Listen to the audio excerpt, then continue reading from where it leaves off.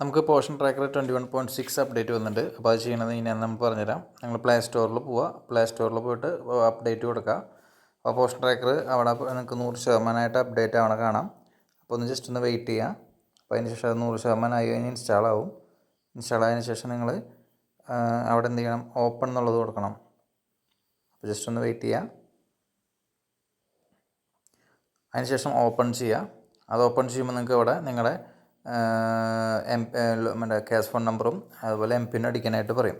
അപ്പോൾ cash phone number M PIN അടിക്കുമ്പോൾ നിങ്ങൾ പുതിയതായിട്ട് എം പിൻ മാറ്റി കൊടുത്തിട്ടുള്ളവർ അത് അടിക്കണം.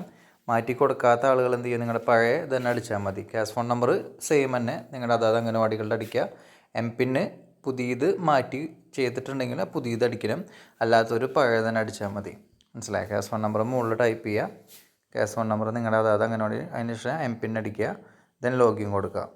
അപ്പോൾ ശ്രദ്ധിക്കുക, പുതിയതായിട്ട് എം പിൻ മാറ്റി കൊടുത്തിട്ടുള്ള ആൾക്കാർ പുതിയതായിട്ട് അടിക്കണം, അല്ല പുതിയത് മാറ്റി കൊടുക്കാത്തവർ നിങ്ങൾ പുതിയത് ചെയ്യാൻ നിൽക്കേണ്ട, പഴയത് തന്നെ അടിച്ചാൽ മതി. ലോഗിൻ ചെയ്യുക.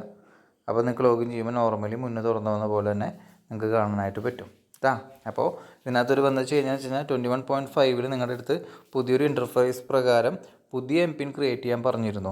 അപ്പോൾ പുതിയ എം പിൻ ക്രിയേറ്റ് ചെയ്തവർക്ക് ആ ഇപ്പം എന്താണോ നിങ്ങൾ ചേഞ്ച് വരുത്തിയത് ആ എം പിൻ തന്നെ അടിച്ചാലേ കയറാൻ പറ്റുള്ളൂ. അല്ലാത്തവർക്ക് പഴയ തന്നെ വെച്ച് ചെയ്യാം കേട്ടോ. ടീച്ചേഴ്സ് പ്രത്യേകം ശ്രദ്ധിക്കുക. അപ്പോൾ നമ്മൾ 21.5 ബേസിസ് നിങ്ങളുടെ അടുത്ത് ലോഗിൻ ചെയ്യാൻ വേണ്ടിയിട്ട് പുതിയൊരു എം പിൻ റീസെറ്റ് ചെയ്യാൻ പറഞ്ഞിരുന്നു. ക്യാഷ് ഫോണിൻ്റെ സിമ്മൊക്കെ ഇട്ടിട്ട് പുതിയത് ചെയ്യാൻ പറഞ്ഞിരുന്നു.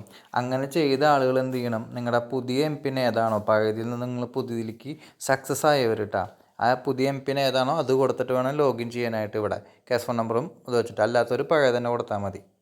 ഓക്കെ.